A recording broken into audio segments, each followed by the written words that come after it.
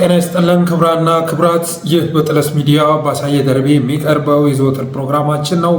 እናም በዛሬው ዝግጅታችን ልዩ ልዩ ጉዳዮችን፣ ወቅታዊ መረጃዎችን ወደ እናንተ የምናደርስ ይሆናል። ስለዚህ የጥለስ ሚዲያ ሜምበርና ሰብስክራይበር በመሆን ስቲከሮችን በማበርከት ብሎም ዝግጅታችንን ላይክ፣ ሼር እያደረጋችሁ ለሌሎች በማጋራት እስከ ፕሮግራማችን ፍጻሜ ድረስ አብራችሁ ትቆዩ ዘንድ በአክብሮት እጋብዛለሁ። የጥለስ ሚዲያ ሜምበርና ሰብስክራይበር የሆናችሁ ወገኖችን እያመሰገንኩኝ ሌሎች ወገኖችም ዝግጅታችንን ማየት ከመጀመራችሁ በፊት ሰብስክራይብ አድርጉ እላለሁኝ። 66500 አካባቢ ሰብስክራይበር አለን። 67000 እንገባ ዘንዳ ሁላችሁም ሰብስክራይብ አድርጉ በማለት በቀጥታ ወደ ዕለቱ ፕሮግራም አልፋለሁኝ።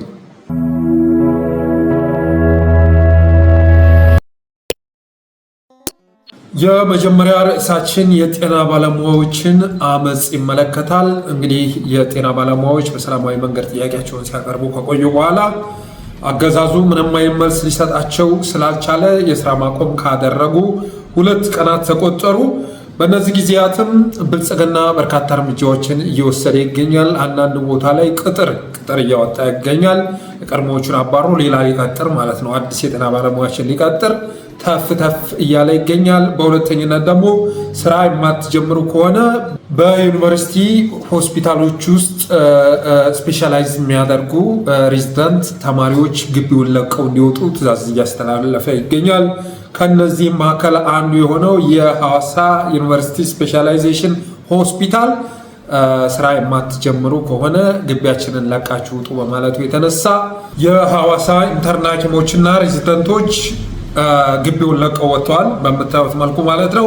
ማስታወቂያው ዛሬ 7/9/2017 ዓ.ም ይላል። ከሰዓት 8 ሰዓት በተመደበበት ስራ ቦታ ላይ የማይገኝ ሬዚደንት ሐኪም የኮሌጁን መኖሪያ ቤት ከዛሬው ዕለት ጀምሮ ለቆ እንዲወጣ እየገለጽ ይህን በማያደርግ ሬዚደንት ሐኪም ላይ ለሚገጥም ችግር ሁሉ ኮሌጁ ኃላፊነት የማይወስድ መሆኑን ገልጻለን ብሎ ለጥፎ ነበረ። በዚህም መሰረት ስራ ከምንጀምር ለቀን ብንወጣ ይሻላል በማለት በርካቶች ለቀው መውጣታቸውን የደረሰ መረጃ ያመለክታል። በሌላ መልኩ ደግሞ አገዛዙ እየወሰደ ባለው እርምጃ 78 የጤና ባለሙያዎች መታሰራቸው ተሰምተዋል። ከዩኒቨርሲቲዎች ሕክምና እየተማሩ የነበሩ ተማሪዎች ሳይቀሩ ከዶርማቸው ተባረዋል። የመንግስት የጤና ባለሙያዎችን ጥያቄ በስርዓትና ግቢ ለቀው እንዲወጡ በማባረር እየመለሰ ይገኛል። አገዛዙ ራበን፣ ደሞዝ አነሰን፣ በአገልግሎታችን ልክ ይከፈለን ብለው ለጠየቁ የጤና ባለሙያዎች የተጨመረላቸው ክፍያ እስራት ሆኗል። እንዳጠቃላይም የጤና ባለሙያዎቹ ላነሱት ፍትሐዊ የሆነ ተገቢነት ያለው ጥያቄ ተገቢ መልስ ከመስጠት ይልቅ አገዛዙ እስራትን ምርጫው በማድረግ 78 የጤና ባለሙያዎችን በቁጥጥር ስር መዋሉን የሚገልጽ መረጃ በስም ዝርዝር ጭምር ተጠቅሶ ወጥቷል። የሚገርመው ነገር ደግሞ ከ78ቱ መካከል የታሰሩት 60ዎቹ የአማራ ተወላጆች መሆናቸው ነው። ከ78ቱ መካከል 60ዎቹ በብሔረ አማራ የሆኑትን እየጓፈፈ እስር ቤት አስገብቷቸዋል። እንግዲህ በኢትዮጵያ ምድር ላይ አማራ መሆን ወንጀል ሆኗል እና በተገኘው አጋጣሚ ሁሉ ኦርቶዶክስ የሆነ ነገርም ሲነሳ በሃይማኖትም በእስልምናም ጭምር መስጂድ ውስጥ አንዳንድ ነገሮች ሲከሰቱ አማራ የሆነውን እየወሰዱ የማሰር ተግባር የአብይ አህመድ የዕለት ከዕለት ክንውን ሆኗል። በመሆኑም ዛሬ ከታሰሩት 78 የጤና ባለሙያዎች መካከል 60ዎቹ አማራዎች ናቸው። እንግዲህ ይህ የስራ ማቆም አድማ አማራዎች አይደለም የተጠራው፣ አማራ ክልል ብቻ አይደለም እየተካሄደ ያለው፣ በተለያዩ የኢትዮጵያ ክፍሎች በሁሉም በሚባል መልኩ ነው አድማው ተግባራዊ የተደረገው። እስራቱ ግን የጀመረው ከአማራ ተወላጆች ነው። በተረፈ ዶክተር ደረጀ ድጉማ የጤና ሚኒስተር ዴኤታ ማለት ነው አንድ መልእክት አስተላልፏል። የጤና ሴክተሩን ሕግና የሙያ ስነ ምግባር ባልተከተለ ለማወክ ሙከራ የሚያደርጉ የተከበረውን ሙያ በሞቱ ሕይወት የሚያስቀጥለውን ሙያተኛ ከመሻት ውጭ የተበላሸ የፖለቲካ አጀንዳቸው መጠቀሚያ ለማድረግ የሚጥሩ ግለሰቦች የኢትዮጵያን አሁናዊ ሁኔታ ካለመረዳታቸው በተጨማሪ የጤና ሙያተኛውን ምክንያታዊነት አናንቀው መመልከታቸው ይገርመኛል። ቢያንስ ከነሱ የተሻለ የትምህርት ዝግጅት ያለውና አገናዝቦ ለመወሰን የማይቸገር መሆኑን መገንዘብ አለማወቃቸው ትናንት የለሰለሰውን መሬት ባረሱበት በሬ ዛሬ አስፓልት እንራስበት ማለታቸው ይደንቃል። የጤና ሙያተኞች የፖለቲካ መጠቀሚያ ለማድረግ የሚደረግ ከንቱ ጥረት የማይሳካ መሆኑን ለመግለጽ ወዳለው ብሏል። ተምሮም መለወጥ ያልቻለው ዶክተር ያስተላለፈው መልእክት ይህን ይመስላል። እንግዲህ የተበላሸ ፖለቲካ መጠቀሚያ ለማድረግ ፖለቲካውን አበላሽታችሁታል።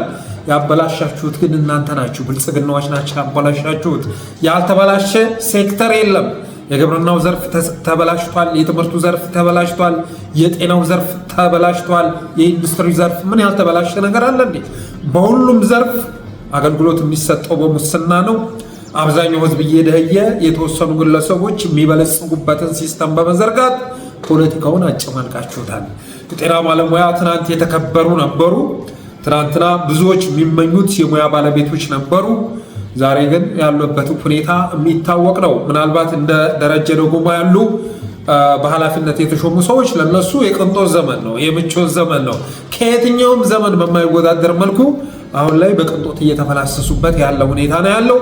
የጤና ባለሙያው ግን ስፔሻላይዜሽን ያደረጉ ስንት ዓመት የተማሩ በሙሉ ኑሯቸው ከእጅ ወደ አፍ መሆን ራሱ አቅቶታል።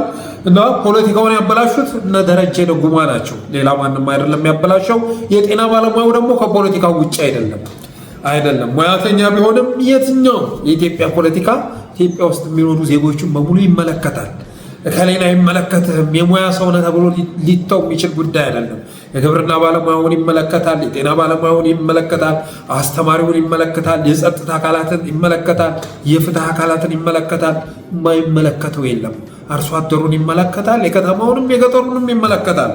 ስለዚህ አገባህ የሚባል ጉዳይ የለም። ስለዚህ የሚያዋጣው ነገር የፖለቲካ መጠቀሚያ መሆናችሁን አቁማችሁ እንደዚህ እያሉ ከመዘብዘብ ይልቅ አዋጩ ጉዳይ ለተገቢው ጥያቄ ተገቢ መልስ መስጠት ነው። ትናንት የለሰለሰ መሬት ባረሱበት በሬ ዛሬ አስፓልት ለማረስ መሞከራቸው ያስገርማል ብሏል ዶክተሩ። እንግዲህ የጤና ባለሙያ ከዚህ በፊት አምጾ አያውቅም፣ ስላመፅም አስቦ አያውቅም። ጥሩ ገቢ ያላቸው አብዛኛው ሰው የሚጓጓለት ሙያ የነበራቸው ስለነበሩ አምጾ አያውቁም። በነ ዶክተር ደረጀ ድጉማ ዘመን፣ በነ ብርሃኑ ነጋ ዘመን፣ በነ አብይ አህመድ ዘመን ግን የጤና ባለሙያ ሊያምስ ችሏል። የጤና ባለሙያ ስል ምን ትዝ አለኝ አዳነች አቤቤ በጥና ታማለች እየተባለ ነው። በጣም ከበድ ያለ ህመም ታማለች እየተባለ ነው። አሜሪካ ሄዳ እንግዲህ በሀገር አሜሪካ ሕክምና ላይ ነው የምትገኘው እና መጀመሪያ ስትገባ እንደ ቀልድ ነበር የገባችው። ውስጥ ገብታ ምርመራው ሲደረግ ግን የኢትዮጵያ እናቶች ለቅሶ፣ የካሳንቺስ ነዋሪዎች ለቅሶ፣ የቄራ ነዋሪዎች ለቅሶ፣ የፒያሳ ነዋሪዎች ለቅሶ ስራውን ሰርቷል የሚል መረጃ ደረሰን። እግዚአብሔር የኢትዮጵያ እናቶችን ለቅሶ ሰምቷል የሚል መረጃ ደርሶናል እና አዳነች አቤቤ ሕክምና ገብታለች በሀገረ አሜሪካ እና ከዛው አካባቢ የመጣ መረጃ የሚያመለክተው የአዳነች አቤቤ ህመም እየተባባሰ መምጣቱን የሚገልጽ መረጃ ደርሶናል። ለዚች ህይወት ነው እንግዲህ ለዚች ለማትረባ ከንቱ ህይወት ድንገት በእግዚአብሔር እጅ ስንያዝ አልጋ ላይ ወድቀን የምንገኝባት ህይወት በቢሊዮን የሚቆጠር ገንዘብ የሚያግበሰብሱት የህዝብን የዕለት ጉርስ እየነጠቁ ህዝብን እያስራቡ በቅንጦት የሚፈላሰሱት ለዚች ነው። በነገራችን ላይ የአሁን ዘመን በሽታዎች ደግሞ በጣም በሚገርም ሁኔታ ቅንጦት የሚያመጣቸው ናቸው።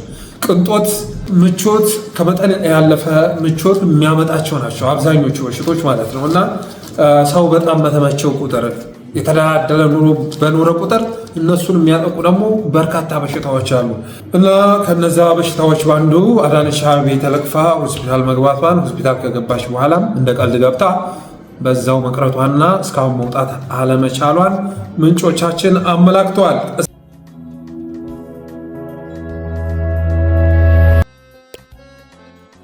ሌላው ከስራ ጋር በተያያዘ እንደደረሰ መረጃ አለ። በህይወት ይኑሩ ወይም ይሙቱ የማይታወቁ የደብረ ዘይት የግፍ ሰለባዎችን የሚመለከት ነው። ከታሰሩ ረዥም ጊዜ የሆናቸው አገዛዙ አፍኖ ከወሰዳቸው በኋላ የት እንዳስገባቸው የማይታወቁ ወገኖች በስም ዝርዝር ጭምር ተጠቅሶ ተልኮልናል። በህይወት ይኑሩ ወይም ይሙቱ የማይታወቁ የደብረ ዘይት ወይም የቢሾፍቱ የግፍ ሰለባዎች አል በበጎ አድራጎት ስራዎች በየአካባቢው ማህበረሰብ የሚታወቁት የደብረ ዘይት ከተማ 6 ወጣቶች በመንግስት የጸጥታ ኃይሎች ታፍነው ከተወሰዱ በኋላ 1 ዓመት ከ6 ወር ያለፋቸው ቢሆንም እስካሁን የት እንደታሰሩ በህይወት ይኑሩ ወይም ይሙቱ እንደማይታወቅ በታላቅ ጭንቀት ውስጥ የሚገኙ ቤተሰቦች በሁሉም ይወቅልን በማለት መረጃውን አጋርተዋል። ነሐሴ 2015 ዓ.ም የወጣው የአስቸኳይ ጊዜ አዋጅ ምክንያት በማድረግ በጥቅምት ወር 2016 ዓ.ም በደብረ ዘይት ከተማ ቀበሌ 4 ተብሎ በሚጠራው አካባቢ በት ለቤት በተደረገ ፍተሻና አፈና በኦሮሚያ ፖሊስና ሚሊሻ እንዲሁም በፌዴራል ፖሊሶች ታፍነው ከተወሰዱ ወጣቶች መካከል ሰሞን ታምራት፣ ሄኖክ አስመላሽ፣ ተፈራ ወንድሙ፣ ብሩክ ወልደ ጊዮርጊስ፣ ዮሴፍ አራጋው፣ ዘላለም ጥላሁን የተባሉ ወጣቶች በመንግስት የጸጥታ ኃይሎች ታፍነው ከተወሰዱ 1 ዓመት ከ6 ወር በላይ የተቆጠረ ቢሆንም እስካሁን ድረስ የታስረው እንደሚገኙ በህይወት ወይም የሚኖሩ ይሙቱ እንደማይታወቅ ቤተሰቦቻቸው ገልጸዋል። ይህ በእንዲህ እንዳለ ከ3 ወር በፊት በየካቲት ወር 2017 ዓ.ም ቀይ ቦኔት ባደረጉ የሪፑብሊካን ጋርድ አባላትና የደህንነት አባላቶች ታፍነው የተወሰዱት የአዲስ አበባ ወጣቶች እስካሁን ድረስ ያሉበት እንደማይታወቅ ቤተሰቦቻቸው በተደጋጋሚ እየገለጹ ይገኛሉ። አሁን ባለው መረጃ ታፍነው የተወሰዱት የት እንደታሰሩ ካልታወቁት የአዲስ አበባ ወጣቶች መካከል ሱራፌል ብሩክ፣ ሰብስቤ አለሙ፣ ገነት አራጋው፣ ከፍሎም ሀብቴ በዋነኝነት ተጠቃሽ ናቸው ይላል መረጃው። ከጊዜ ወደ ጊዜ እየጨመረ የመጣው ንቁ የሆነ ወጣቶችን አፍኖ መሰወርና ደብዛን ማጥፋት በአዲስ አበባና በክልሎች እየተለመደ የመጣ እጅግ አሳሳቢ ተግባር ሆኗል። አሁን ላይ በስልጣን ላይ የሚገኘው የአገዛዝ ስርዓት ከሚታወቁ ህጋዊ ጸጥታና የደህንነት መዋቅር በተጨማሪ በአፋኝ ኃይሎች ዜጎችን አፍኖ ወደማይታወቅበት ቦታ መሰወር የአካልና የስነ ልቦና ጥቃት እያደረሰ ይገኛል።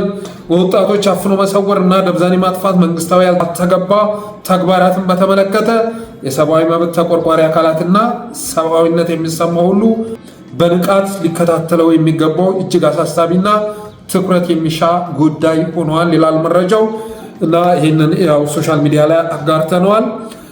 በተለይ ደግሞ አዲስ የኢትዮጵያን ሁማን ራይትስ ኮሚሽን አዲስ ኮሚሽነር ከሾመ ጊዜ አንስቶ እንደዚህ አይነት ነገሮች ሲከሰቱ ሪፖርቱን እንኳን ማጠናቀር የማይፈልግም እያጣራን ነው ከማለት በዘለለ አጣርቶ እስካሁን ድረስ የዘገበው አንዳች ነገር የለም። ባለፈው የአማራ ክልልን በተመለከተ ያወጣውን መረጃ ባችሁ ከሆነ አማራ ክልል የአስቸኳይ አዋጅ ይነሳም፣ አሁንም ግን የዘፈቀደ እስሩ ተጠናክሮ ቀጥሏል ይላል። የአስቸኳይ ጊዜ አዋጁ የተነሳው መቼ ነው ለሚለው ጥያቄ ግን ኮሚሽነሩ መልስ አለው ብዬ አላስብም። መቼ ነው የተነሳው? አማራ ክልል አሁንም በአስቸኳይ ጊዜ አዋጅ ስር ነው። አዋጁን ባያራዝሙትም የአስቸኳይ ጊዜ አዋጁ በፓርላማ ባይራዘምም ግን እስካሁን ድረስ የአማራ ሕዝብ በአስቸኳይ ጊዜ አዋጅ ቁጥጥር ስር ነው ያለው። የዘፈቀደ እስሩ ቀጥሏል። ከህግ ውጭ መግደሉ፣ መረሸኑ ተጠናክሮ ቀጥሏል። የማይወሰድ እርምጃ የለም። ዝርፊያው ተጠናክሮ ቀጥሏል። በጣም በርካታ ግፍ እየተፈጸመ ነው እና እንደ አጠቃላይ የኢትዮጵያ ሰብአዊ መብቶች ኮሚሽን አዲስ ኮሚሽነር ከሾመ ጊዜ አንስቶ እንዲህ አይነት ሪፖርቶችን እንኳ በአግባቡ እየሰነደ እያቀረበ አይደለም። ሌሎቹም ኢሰመጎም ብዙ ስራ ሲሰራ የነበረ ነበር።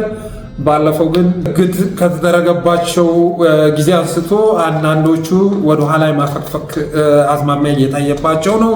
ለአገዛዙ ሰጥለጥ ብላ የመገዛት ሁኔታ በስፋት እየተስተዋለ ነው። ግን ሚዲያዎች ይህን መዘገብ አለባቸው። ለታሪክ ይሆን ዘንዳ ዘገባውን እየዘገቡ ማስቀመጥ ያስፈልጋል። ነገ እኒህ ልጆች ተገኙም በዛው ተሰውረው ቀሩም ለታሪክ ግን ሰንዶ ማስቀመጥ ያስፈልጋል።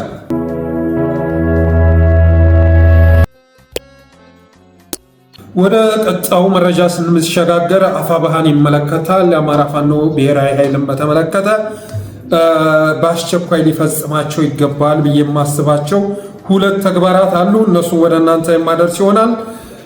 እንግዲህ የአማራ ፋኖ ብሔራዊ ኃይል ከተመሰረተ ወደ 2 ሳምንት ገዳማ እየሆነው ነው። ልዩ ልዩ ዘመቻዎች እየተከፈቱበት ነው። በጦር ሜዳም በሚዲያውም ጭምር ማለት ነው። በጦር ሜዳ ለምሳሌ ትናንት በሰራው ፕሮግራም የከሰም ክፍለ ጦርና ጄኔራል ተፈራ አደጋ ውስጥ መሆናቸውን ገልጬ ነበረ። ያ መረጃ ከታማኝ ምንጭ የመጣ መረጃ ነው። አሁንም እነ መከታው የሸዋ ፋኖ እነ እስክንድር ነጋ ጦራቸውን ቦታ ቦታ እያስያዙ ነው። መስት ነው ተብሏል። ከሰም ክፍለ ጦር መመታት አለበት፣ ልክ እነ ነጎድጓድ ክፍለ ጦር ሁሉ መመታት አለበት ተብሎ ውሳኔ ላይ ደርሰዋል። ይሄ ዘመቻ ደግሞ ከመከላከያ ጋር በመቀናጀት ተግባራዊ የሚደረግ ነው። ስለዚህ እንደዚህ አይነት ነገር ሲከሰት አንደኛ መግለጫ ማውጣት ያስፈልጋል። መግለጫ ሰምተው መከታው ይተዋል፣ እስክንድር ይተዋል በማለት ሳይሆን ለታሪክ ይሆን ዘንዳ ነገ ጄኔራል ተፈራ አንድ ነገር ቢሆን ከሰም ክፍለ ጦር ሲነሳ ማን እንዳጠፋውም ይታወቅ ዘንዳ አስቀድሞ እየተደረገ ባለው የቅድመ ዝግጅት ስራ ላይ መግለጫ መስጠት ያስፈልጋል። ይህን እንግዲህ እያደረጉ አይደለም። ከዚህ ባለፈም ትብብር ያስፈልጋል። ድርጅት መመስረት ግድ ያለው በመካከላቸው ትብብር ለመፍጠር ነው፣ አንድነት ለመፍጠር ነው። ጥቃትም ሲመጣ በጋራ ለመከላከል ነው። በጋራ ትግል የጋራ ድል ለማስመዝገብ ነው ወደ አንድነት መግባት ግድ አለው እና ጄኔራል ተፈራም ከሰም ክፍለ ጦርም አሁን አደጋ እያንዣበበባቸው ስለሆነ የአማራ ፋኖ ብሔራዊ ኃይል መፍትሄ ማበጀት መቻል አለበት። ያንን ጦር ማትረፍ በሚቻልበት ጉዳዮች ላይ ቁጭ ብሎ መነጋገርና አስቸኳይ የሆነ የመፍትሄ ሀሳብ ማቅረብ አለበት ብዬ አስባለሁ። በአማራ ፋኖ ብሔራዊ ኃይል በሁለተኝነት ያለ መልእክት ደግሞ እንግዲህ አፋሕድ ከአገዛዙ ጋር ከተስማማ ጊዜ አንስቶ በተወጣጠሰ መልኩም ቢሆን እየገባ ይገኛል። ወደ ብልጽግና ጋር ተፈራርሞ እየገባ ይገኛል እና ከአርበኛ ጸዳለ በማስከተል ሌሎች የአፋሕድ ሰዎች ለመግባት በዝግጅት ላይ እንደሚገኙ የደረሰ መረጃ ያመለክታል። ከነዚህም መካከል ኮሎኔል ፈንታውና ማስረሻ ሰጤ ተጠቃሽ ናቸው። አገዛዙ ጋር ተነጋግረዋል። እንግዲህ በተለያየ ምክንያት ነው ወደ ትግል የገቡ ጓዶች ተመልሰው እንደገና ሲታገሉ ከነበረው አካል ጋር ምንም ችግሩ ባልተፈታበት ሁኔታ ተስማምተው ሊገቡ የሚችሉት በተለያየ ምክንያት ነው። አንዳንዱ በትግሉ ተስፋ ካለማድረግ ሊሆን ይችላል። አንዳንዱ ደግሞ ትግሉ ደከመኝ ሰለቸኝ ብሎ ሊገባ ይችላል። ወይንም ደግሞ ድሮም ሰርጎ የገባ ኃይል ሊሆን ይችላል። ሰርጎ የገባ የፋኖን ትግል ለማጥፋት ለመከፋፈል ተልቆ ዓላማውን አሳክቶም ሊሆን ይችላል፣ ሳያሳካም ሊሆን ይችላል። መጓዝ እስከሚችለው ርቀት ድረስ ከተጓዘ በኋላ ከዚህ በላይ መጓዝ አልችልም ብሎ ሲያስብ ተመልሶ ሊገባ ይችላል። የሆነ ሆኖ ግን እነ ኮሎኔል ፈንታውና ካፒቴን ማስረሻ ሰጤ ወደ ብልጽግና ጉያ ለመግባት በዝግጅት ላይ መሆናቸውን የደረሰ መረጃ ያመለክታል። ስለዚህ ከአፋብኃ በኩል ምን ይጠበቃል? አንደኛ ጥሪ ማድረግ ያስፈልጋል።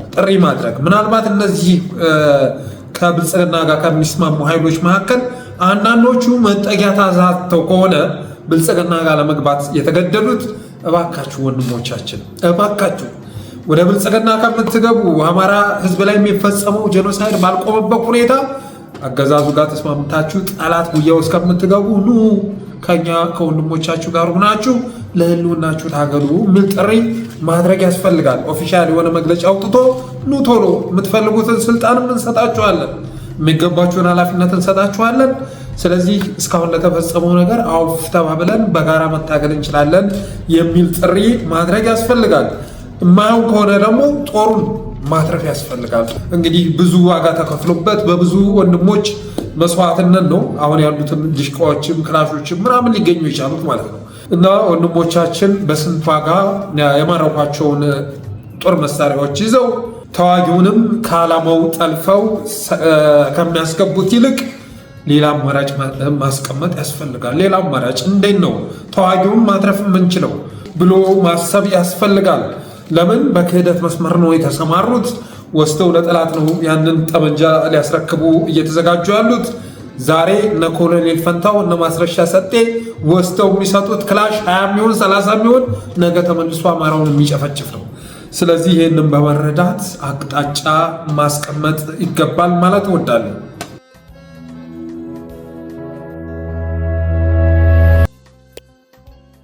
ቀጣዩ መረጃችን ደግሞ አብይ አህመድን እየፈተኑ ያሉ የአብይ አህመድን ወንበር እያንቀጠቀጡ ያሉ ውጫዊና ውስጣዊ ኃይሎችን የተመለከተ ይሆናል። እንግዲህ የአብይ አህመድ ዙፋን ከመቼውም ጊዜ በላቀ መልኩ እየተወዘወዘ ያለበት ጊዜ ነው ማለት ይቻላል። እየተናጠ ነው። በአመፅም በትጥቅ ትግልም አደጋ ተደቅኖበታል ከመቼውም ጊዜ በላቀ መልኩ ማለት ነው እና አብይ አህመድ በተለይ ደግሞ ከጠመንጃው በላይ የህዝባዊ እምቢተኝነት እንዳይነሳ አመፅ እንዳይቀሰቀስ ሰግቷል። ለምሳሌ ጤና ባለሙያዎችን አመፅ ብንመለከት ምንም እንኳ በየሚዲያው እየመጡ የመደፍፋት ተግባሩ ተጠናክሮ ቢቀጥልም ብልጽግና ግን ጓዳውን ዘግቶ ምን ይሻላል አረ ይህች ባቄላ ካደረች አትቆረጠምም፣ ወደ ሌሎች አካባቢ ሳይቀጣጠል በፊት ምን እናድርግ፣ ኔትወርክ እንዝጋው፣ ስልኩን እናቋርጠው እየተባባሉ ብልጽግናዎች እንደሚነጋገሩ ለጠለስ ሚዲያ የደረሰ መረጃ ያመለክታል። በሌላ መልኩ ደግሞ በትጥቅ ትግል ጠመንጃ አንስተው እየታገሉ ያሉ ኃይሎች መጠቃቀስ መጀመራቸውን ብቻ ሳይሆን ከውጫዊ ኃይሎችም ጋር እየተነጋገሩ መሆናቸውን ተረድቶ አብይ አህመድ መራድ ጀምረዋል ይላል የደረሰ መረጃ። እንግዲህ ምዕራባውያን አብይ አህመድ መወገድ አለበት ብለው ወስነዋል የሚል መረጃ ደርሶናል። መወገድ አለበት እስካሁን ድረስ ተሞከረ። የአብይ አህመድ አገዛዝ ማለት የ120 ሚሊዮን ህዝብ አገር የሆነ ትልቅ አገር እያፈረሰ 100 የማይሞሉ ግለሰቦችን በዙሪያው አስቀምጦ የእነሱን ቅንጦት እያስጠበቀ ያለ አገዛዝ ነው። መቼም ቢሆን ሊስተካከል የሚችል መንግስት አይደለም። የብልጽግና መንግስትም ተብሎ የሚጠራ አይደለም። ከቀን ወደ ቀን እየተዳከመ ያለ አገዛዝ ነው። ከዚህ በኋላ ኢትዮጵያን ማፍረስ የንጹሐንን ህይወት መጨረስ ካልሆነ በስተቀር ይሄ አገዛዝ ይስተካከላል ተብሎ የሚታሰብ አይደለም። ኢትዮጵያ ማለት 120-130 ሚሊዮን ህዝብ የሚኖርባት ሀገር ናት እና ይቺ ሀገር ፈረሰች ማለት ምስራቅ አፍሪካ ብቻ ሳይሆን ሌላውም ቢሆን በስደተኞች የሚጥለቀለቅበት አግባብ እየተፈጠረ ስለሆነ መፍትሄ ማስቀመጥ ያስፈልጋል። የጥቅምንም በተመለከተ እንግዲህ አብይ የአሜሪካን ጥቅም የእንትናን ጥቅም ያስጠብቃል ተብሎ የሚገመት መሪ አይደለም። በፍጹም የማንንም ጥቅም የማያስከብር ሰው ነው። ምናልባት በዙሪያ ያሉትን ግብስብሶች ጥቅም ሊያስከብር ይችላል። የዩናይትድ አረብ ኤሚሬትስን ጥቅም ሊያስከብር ይችላል። ለምሳሌ በቅርቡ የትኛውም የውጭ ሰው ወደ ኢትዮጵያ መጥቶ ቋሚ ንብረት ማፍራት ይችላል፣ መሬት መግዛት ይችላል የሚለው አዋጅ የወጣው ለዩናይትድ አረብ ኤሚሬትስ መሆኑ ግልጽ ነው። ከዛ ውጭ ግን የየትኛውንም ሀገር ፍላጎት ሊያስከብር የሚችል መሪ አይደለም። ብልጽግና የምነ ፓርቲ ከራሱ አልፎ የማንንም ጥቅም ማስከበር የሚችል አይደለም እና ከሰሞኑን አሜሪካን ጨምሮ አንዳንድ የኢትዮጵያ ጉዳይ የሚያሳስባቸው ኃይሎች ተሰባስበው መናገራቸውን የደረሰ መረጃ ያመለክታል። የአብይ አህመድ አገዛዝ አቅምም አቋምም የለውም። ሊያስተካክል የሚችለው ጉዳይ የለም። ጄኖሳይዳል ነው። እስካሁን ድረስ 2 ሚሊዮን በላይ ነፍስ መቅጠፉ አንሶ አሁንም ቢሆን እጁ በረጠበ ቁጥር ሂዶ የጦር መሳሪያ እየገዛ ደም ማፍሰሱን አጠናክሮ ስለቀጠለ መወገድ መቻል አለበት ማለታቸውን መረጃዎች አመላክተዋል። ራሱን ለማሻሻል ዝግጁ ያልሆነ አገዛዝ ነው። አገር አፍራሽ ነው። 100 ሌባዎች ተሰባስበው የመሰረቱት ስርዓት ነው። ብልጽግና ማለት 100 ሌባዎች በአንድ ተደራጅተው በዋናነት ማለት ነው ከላይ ሆነው የሚመሩት ስርዓት ነው በማለት መነጋገራቸውንና በኤኒ ሚንስ አማራጭ ኃይል ማዘጋጀት ያስፈልጋል የሚል ውሳኔ መወሰኑን የደረሰ መረጃ ያመለክታል። እንግዲህ እንደምታውቁት ባለፈው ማርኮ ሩቢዮ የአሜሪካ የውጭ ጉዳይ ሚኒስተር ማለት ነው ለአብይ አህመድ ደውሎ ያስተላለፈው መልእክት ለጆሮ ማይጥም በመሆኑ የተነሳ አብይ አህመድ ያለ ወትሮው ያንን የስልክ ጥሪ በተመለከተ ምንም አይነት መረጃ ሳያስተላልፍ ቀርቷል። ለወትሮ ከውጭ መሪዎች ጋር ሲነጋገር ከወንድሜ ማክሮን ጋር ዛሬ በስልክ በዚህ ጉዳይ ላይ አወራው፣ ከወንድሜ መሐመድ ቢን ዛይድ ጋር ምናምን በማለት የሚታወቀው ጠቅላይ ሚኒስትር ማርኮ ሩቢዮ ደውሎ እሱ ጋር ካወራ በኋላ ግን ምንም አይነት መረጃ ሳይሰጥ የስልክ ጥሪውን በዝምታ አልፎታል። ምንም እንኳ በአሜሪካኖች በኩል መረጃው ቢወጣም ማለት ነው። ከዚህ ባለፈው ማርኮ ሩቢዮ ወደ አፍሪካ እንደሚመጣ ተነግሮ ነበር። ከነዛም ሀገራት መካከል አንዷ ኢትዮጵያ መሆኑ ተነግሮ ነበር። ሆኖም ግን በመጨረሻ ከኬንያ ባለፈ ወደ ኢትዮጵያ ሳይመጣ ተመልሶ ሄዷል። አብይ አህመድም ላይ አሁን እየወጡ ያሉ መግለጫዎች በርከት ማለት ጀምረዋል። አምነስቲ የኮሪደር ልማቱን አንስቶ አሁን ላይ ባለፈው በአፍሪካ ሀገር በተካሄደ የሰብአዊ መብቶች ጉባኤ ላይ አንስቶታል። ከፍተኛ የሆነ የሰብአዊ ጥሰት ተፈጽሟል። ኮሪደር ልማትን በተመለከተ ካሳ ሳይከፍል ምትክ ቦታ ሳይሰጥ የዜጎችን ፍላጎት ሳይጠይቅ በዘፈቀደ ጎጆ እያፈረሰ ነው። ስለዚህ ይህ ነገር ይቆም ዘንድ ጫና ማድረግ አለባቸው ማለት አምነስቲ ሲናገር ነበር። አገራት ባለፈው የዓለም ሚዲያ ቀንን በተመለከተ የፕሬስ ዴይን በተመለከተ ባወጡት መግለጫ ስለ ኢትዮጵያ በስፋት መናገራቸው የሚዘነጋ አይደለም እና እንደ አጠቃላይ የደረሰ መረጃ ምንድነው? አቋም ከመያዝም ባለፈ አንዳንድ ኃይሎች በጋራ እንዲሰሩ ማስገደድ ጀምረዋል፣ ጫና ማድረግ ጀምረዋል የሚል መረጃ ደርሶናል።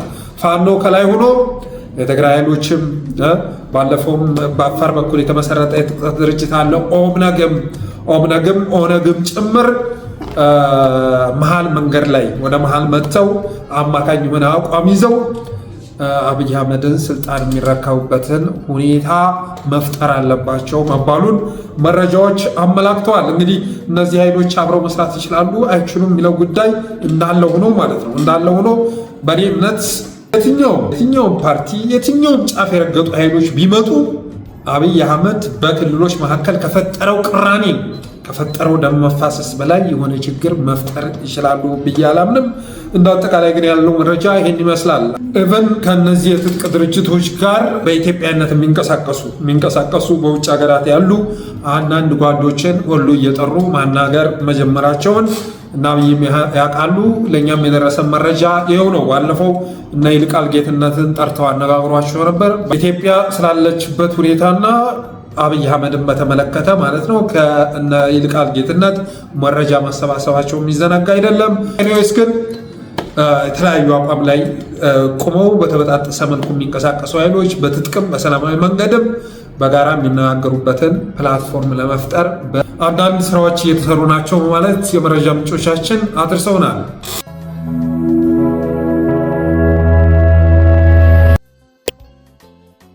በመጨረሻ ያለኝ መረጃ አፋሕድን በተመለከተ ይሆናል። እንግዲህ እስካሁን ድረስ በተከታታይ አፋሕድን በተመለከተ ያሉ መረጃዎችን የግል አቋሜንም ጨምሬ ወደ እናንተ ሳደርስ ነበረ።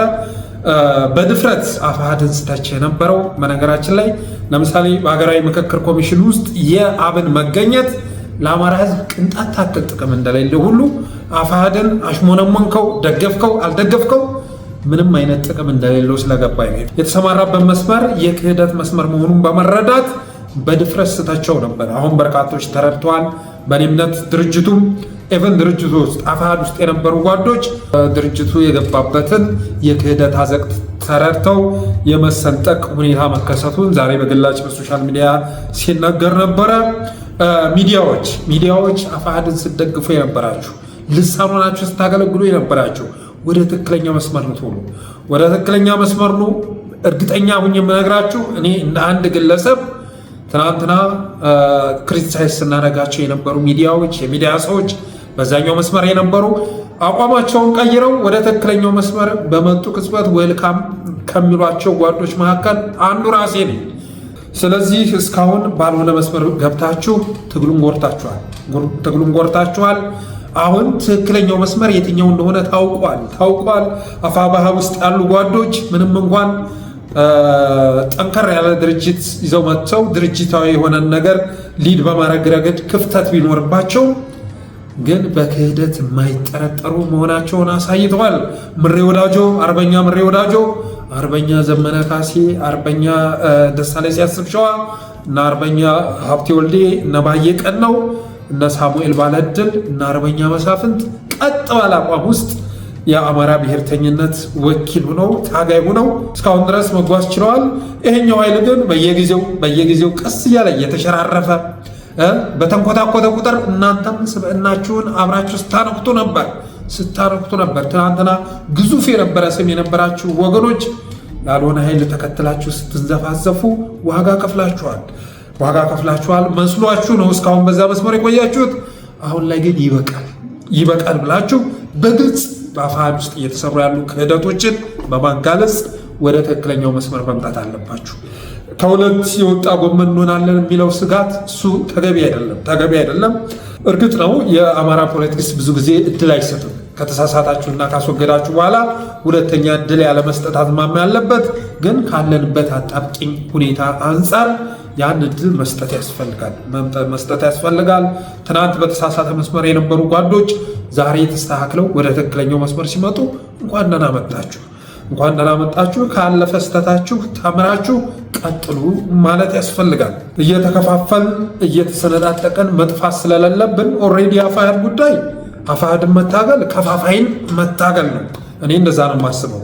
አፋሕድን ስታገል እስክንድር ስል፣ ጌታ አስራደ ስል፣ እነ ምስጋናው አንዱዓለምን ስተች፣ እነ መከታውን እንትን ስል ከፋፋይን እየታገልኩ ነው ብዬ አስባለሁ። እየከፋፈልኩ አይደለም። ኦልሬዲ ተከፍሎ ሄዷል እኮ። ተከፍሎ ለመስመር ውስጥ የሄደ ኃይል ነው። የኃይል እንደውም ተከፍሎ ከመሄድም ባለፈ ይሄኛውን ኃይል ለመከፋፈል ጥረት ሲያደርግ የነበረ ኃይል ነው። ስለዚህ ያንን መታገል ከፋፋይነትን መታገል ስለሆነ እስካሁን ድረስ እንተቻቸው ቆይተናል። አሁን ሁሉም ነገር ግልጹ ነው። የመግቢያ ቅደም ተከተል ካልሆነ በስተቀር ትናንት ጸዳሉ ገብቷል፣ ነገ ማስረሻ ሰጤ ይከተላል። እንደዚህ እያለ አብዛኞቹ መግባታቸው አይቀርም። አሰላስለው ከመሃል ደግሞ አፈንግጠው የሚወጡ ሊኖሩ ይችላሉ። እንደዚህ አይነት ነገር ሲከሰት እንኳን ደህና መጣችሁ ብለው መቀበል ያስፈልጋል። በትግል ሜዳውም በሚዲያ ሜዳውም አቋም ለውጥ አድርገው የሚመጡ ጓዶችን በአግባቡ ማስተናገድ ያስፈልጋል በማለት የዛሬውን ፕሮግራሜን እቋጫለሁ። በተረፈ አብራችሁ ስለቆያችሁ አመሰግናለሁ። የጠለስ ሚዲያ ሜምበርና ሰብስክራይበር በመሆን ስቲከሮችን በማበርከት ብሎም ዝግጅታችንን ላይክ፣ ሼር እያደረጋችሁ ለሌሎች በማጋራት ቪዲዮአችንን አበረታቱ በማለት የዛሬውን ዝግጅቴን እቋጫለሁ። አመሰግናለሁ።